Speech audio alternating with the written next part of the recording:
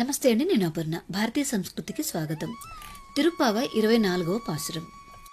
அன்றிவ்வுலகம் அளந்தாய் அடிகோற்றீம் சென்றங்கு தென்னிலங்கை செற்றாய் திரள் போற்றே பொன்றச் சகடம் புதைத்தாய் புகழ் போற்றே கன்று கொனிலா எரிந்தாய் கழல் போற்றே குன்று குடையாய் கெடுத்தாய் குணம் போற்றி வென்று பகை கெடுக்கும் நின் கையில் வேல் போற்றி என்றென்றும் சேவகமே ஏத்திப் பறைகொள்வாள் இன்றைய బంధో ఇరంగేలోర్ ఎంబావాయర్.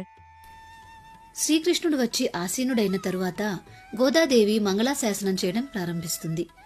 ఆనాడు బలి వలన దుఃఖితులైన దేవతలను రక్షించడానికి త్రివిక్రముడవై 3 లోకాలను కొలచిన వామనుడా, నీ 2 పాదాలకు మంగళం. సీతమ్మనపహరించిన దుష్టుడైన రావణుని లంకను గెలిచిన ఓ శ్రీరామ, నీ ధీరతకు మంగళం. బండి రూపంలో శకటాసురుడు అనే రాక్షసుడు నిన్ను చంప ప్రయత్నించగా వాని కీళ్ళూడునట్లు తన్నిన నీ కీర్తి ప్రభలకు మంగళము.